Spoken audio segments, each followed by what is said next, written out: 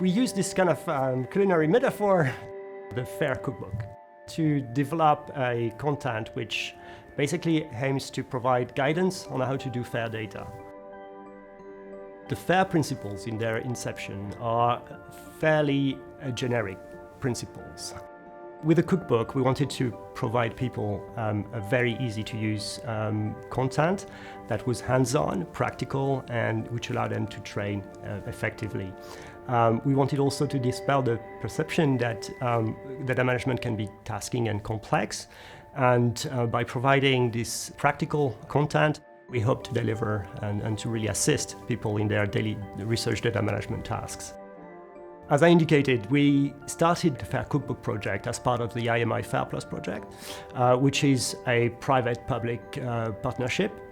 So there we had the opportunity to really work with a bunch of academics and pharma industry collaborators from the big companies to really help them shape this guidance. So we have a lot of input, and as part of ELIXIR, it's a unique opportunity to contact the different ELIXIR nodes and talk to the European scientists about what is their take on FAIR, what they would like to really project in the book. The hub provides an infrastructure to connect people, and this is what is great about this project.